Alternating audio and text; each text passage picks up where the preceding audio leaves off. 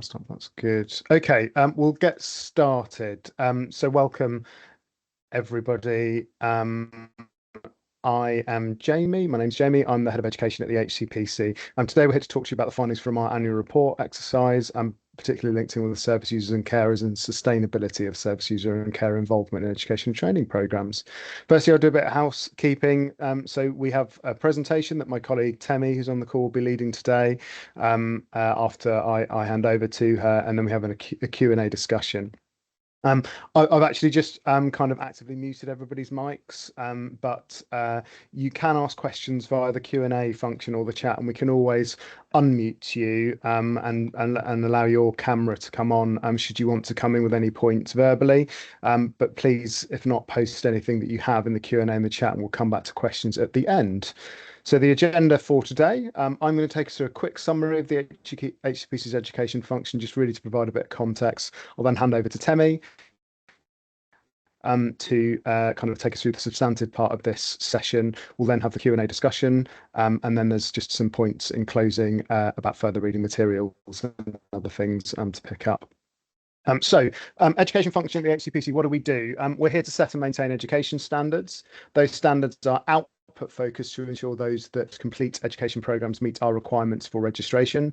Namely, those are the standards of proficiency and the standards of conduct, performance and ethics. We approve institutions and programs against those education standards, and that's part of our statutory duties as a regulator. We do that by making decisions about initial approval of providers and programs. We then, on an ongoing basis, monitor data, intelligence and information, and we ask education providers to engage with us at fixed points to reflect on the ongoing quality of their provision, and then we make judgments based on that about risk and how often we need to engage with education providers. Crucially, on completion of approved programs, individuals can apply to join our register because they meet our requirements for registration. So our kind of aim as a department, as an organisation in this area, is to that our education function is flexible, intelligent, and data-led in our quality assurance of institutions and programmes. And we have four key pillars to our the way that we work, to our education quality assurance model. One is that we undertake institution and programme level assessment, so we focus on the right areas at the right time. Now, service user and care involvement sits at the institution level, and Temi will talk us through that in a bit more detail later on. Linked in with that, we apply flexible quality assurance assessments. So we don't have a one size fits all approach. We essentially assess the problem before jumping to regulatory solutions. That's as part of our rights touch regulation intentions in the education QA space. Like I was saying earlier, we review data and intelligence on an ongoing basis, and that informs all of our assessments. And we have a four nations and regional approach. And essentially, that means that we have members of my team who are on the call, many of them today, who are experts in the regions and nations that they look after, and are able to provide context to assessments so that we do a really good job in making sure that we understand what the picture is more broadly than just the education provider or the program that we're looking at. So the annual report, this is from 2 academic years, although we're calling it an annual report. We intend to produce something annually from now on. It's focused on the 21-22 and 22-23 academic years. It sets a state of the nation for education and training in the 15 professions that we regulate, and it focuses on some key areas about the quality of education programs leading to HCPC registration, and also key challenges that have been faced by the sector. We didn't want to just produce a report, have it sit on a shelf. So we're doing these events linked in with some of the key themes to provide insight to our stakeholders. So we want to make this a living, breathing document that is helpful for the sector. And we want to enable conversations through this. That's why we have a Q&A discussion session today. So we want to talk about the key areas, anything that needs to change, and how education providers should approach specific areas. And we think that the key audience of this session is education providers, but we appreciate that there are other people on the call today. So we have a number of the service user expert advisors that we work with as partners. So welcome to everybody today. But if we use terms like you, we're probably referring to education providers in the first instance there. And just a note on how we produce this report. So it's an evidence-based factual report. It's based on our assessments within those 2 academic years. And our model really gives us good information to be able to understand how education providers have met our standards and continue to develop, rather than just what the problems were when we assessed education providers. So we're really confident that what we're noting here is the state of the nation, really, is what we're seeing for the professions that we regulate, and the education within the professions that we regulate. And so I told you that'll be a fairly quick intro, and those of you that know me will know that I did that extremely quickly. I can talk forever, but I will now hand over to my colleague Temi, who's going to take us through the substantive part of this session. Thank you, Temi. Thank you, Jamie. Good afternoon, everyone. My name is Temi Odunaike. I'm one of the Education Quality Officers in the department. And this afternoon, I'm going to be talking to you about service users and carers around their sustainability of their involvement. So next slide, please, Jamie. Right, so we set requirements around service users and carer involvement, and this is seen in our standards of education and training. We have a specific standard, which is set 3.7, which states that service users and carers must be involved in the program. So things to note is that this is an institution level standard, and it contributes to the overall effectiveness of programs. We have expectations for education providers in terms of how they meet or maintain these standards. So the first thing is that we expect them to be able to define who the relevant service users and carers are to the professions that they deliver. We expect education providers to have policies and processes in place to ensure that service users and carers contribute to the programs they deliver. We expect them to, we expect the service users and carer supports to be specific to their roles, and also for them to have processes to plan, monitor, and evaluate service user and carer involvement. Next slide, please, Jamie. So apart from that standard in our standards of education and training that focuses on service user and carer involvement, this is also linked to our standards of proficiency. So recently we revised the standards of proficiency, as you maybe some of you are aware. So the current version became effective for all registrants from September 2023. And from this date, all approved programs now need to deliver this new set of standards or revised standards to their new cohorts. Key thing within the revision focuses on further centralization of service user within practice, and for us, good service user involvement within education and training is important to support this theme. Next slide, please, Jamie. As Jamie already mentioned, we have, services and carer involvement. We have our own way of reviewing services and carer involvement, and we have specifically within our panel, we have a role for the service user, which is called the service user expert advisor partner role.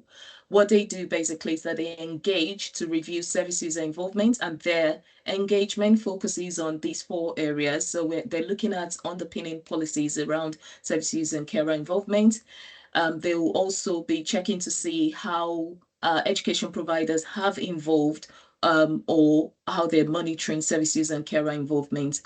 They'll be identifying potential risks around services and carer involvement. And of course, we expect them to also identify any good practice and innovation in their review.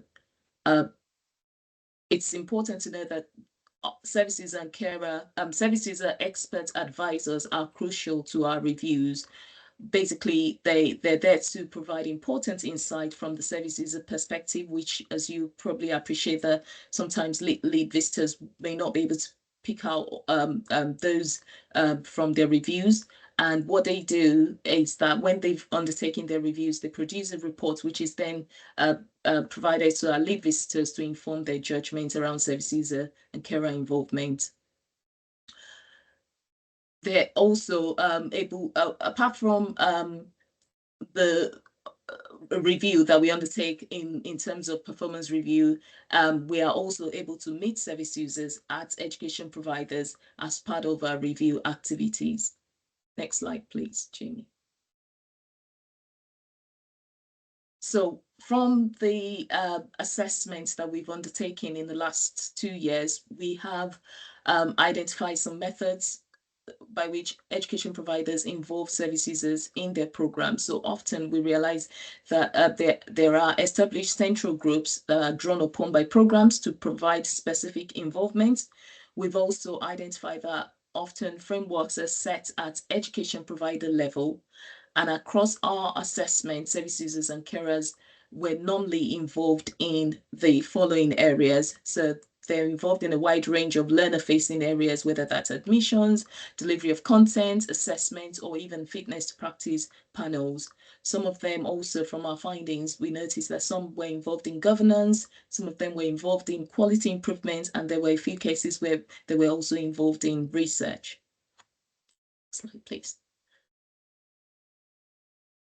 So there are key findings, and I'm going to talk about the positive findings. First of all, there are these 4 positive findings from our from the assessments that we reviewed over the last 2 academic years.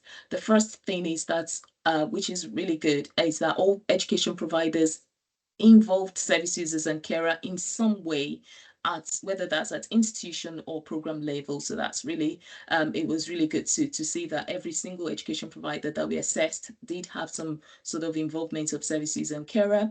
We also identified that most education providers were able to demonstrate how the involvement positively impacted on learning linked to the SOPs. So that's the standards of proficiency.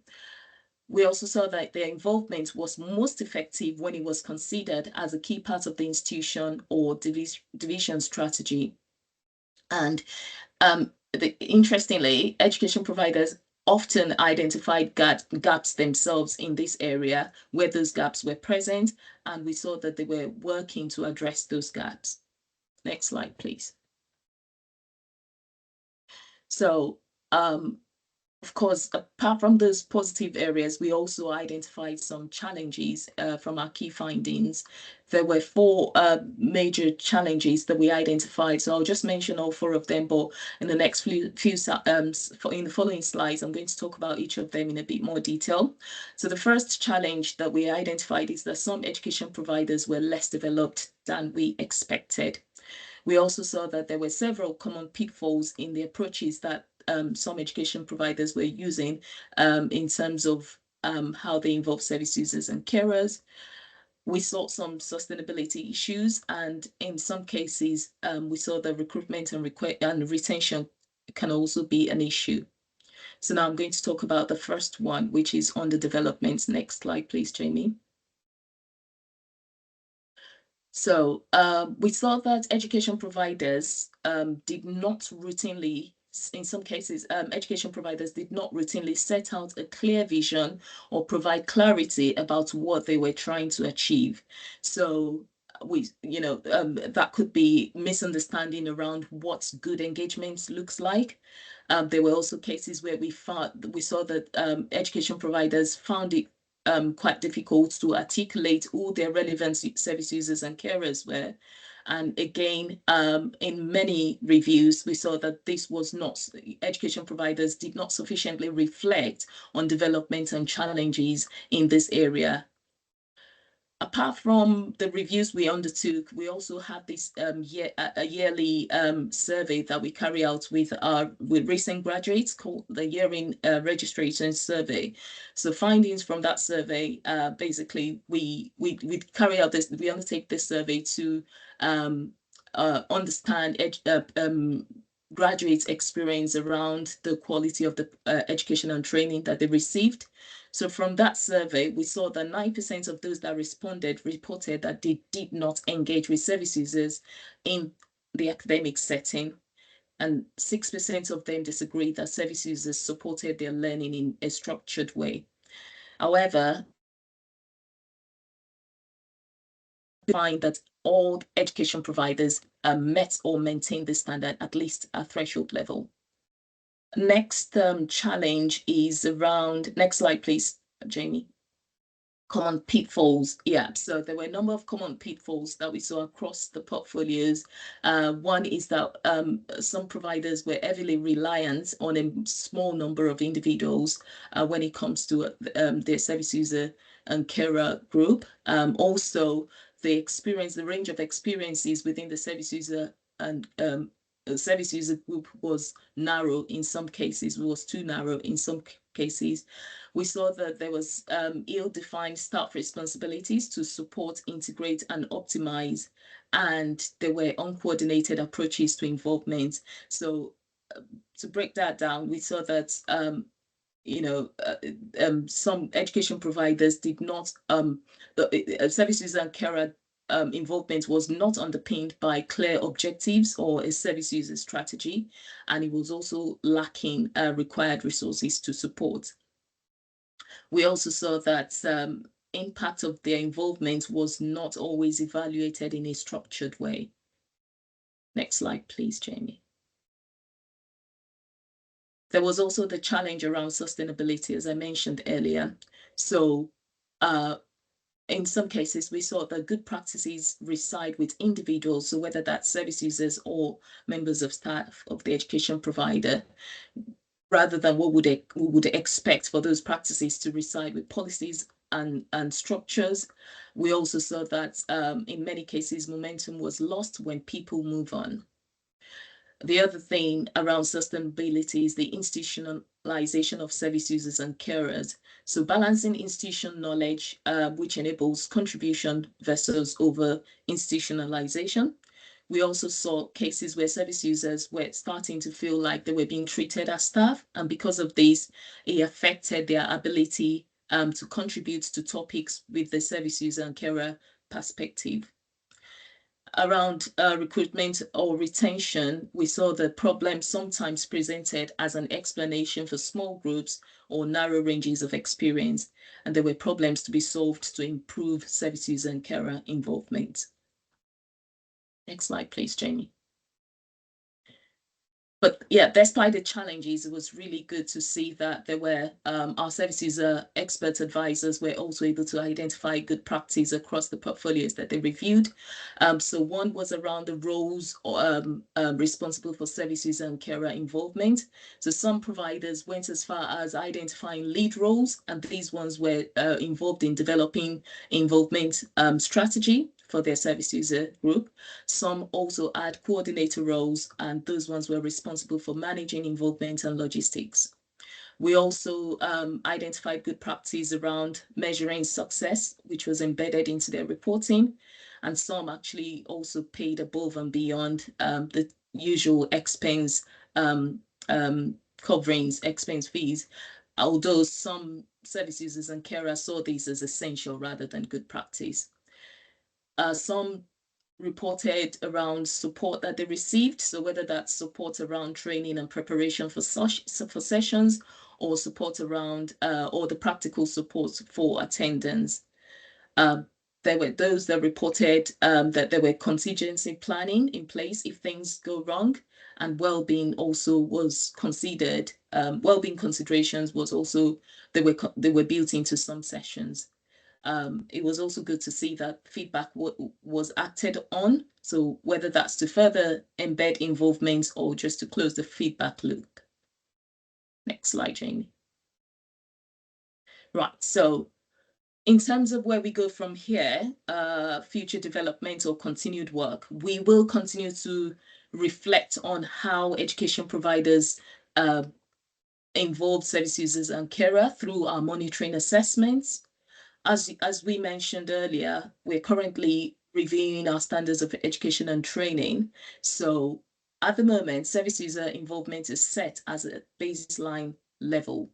And the question here is whether it's time to develop this further. So that's the question for us to think about. And I think that brings me to the end of my presentation. So I'm going to hand you over back to Jamie now for Q&A and discussion. Thank you. So further reading materials, we put a link to the annual report in here.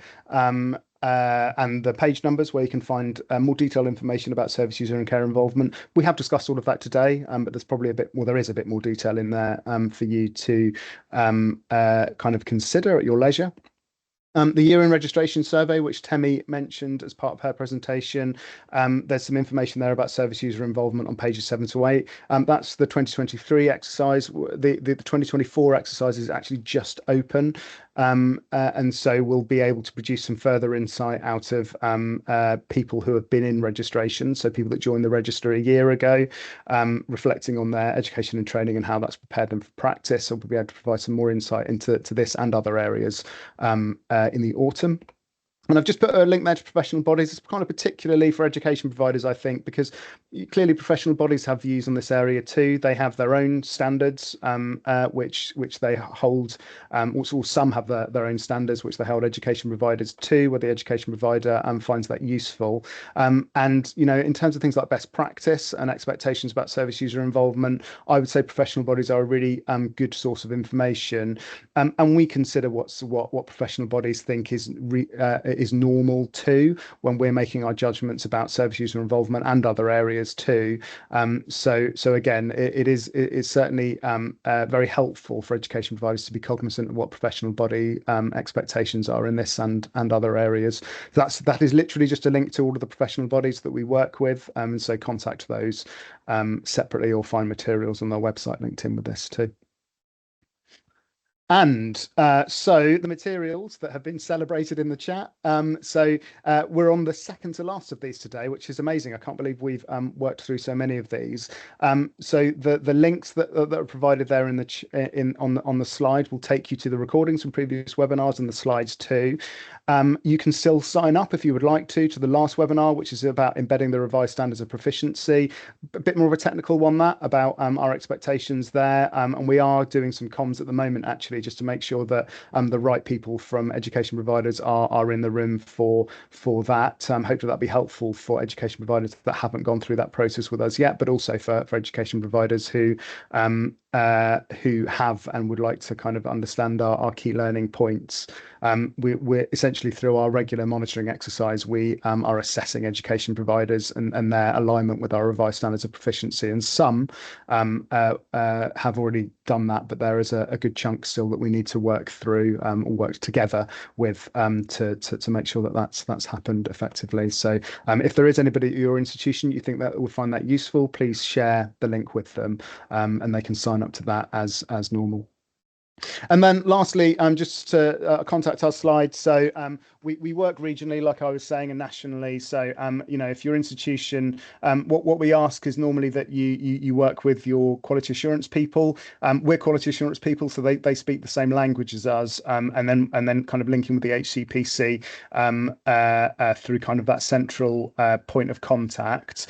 The names of people and their email addresses are on the slide there. If you're unsure who to contact, please get in touch with our main mailbox and we'll direct it appropriately. But that just remains really for me to say thank you very much. I hope this session has been useful. Thanks very much for all your engagement through the chat and through kind of hands up. It's been really helpful and insightful to see your points, and I think watch this space really for developments in this area, and we will be going out proactively with our standards of education and training review to make sure that we get the right voices in the room to develop specific standards like the service user and care involvement standards, but also the broader standards too. So there's pre-consultation work, and then there's a formal consultation that will happen there that we'll be inviting our stakeholders to respond to.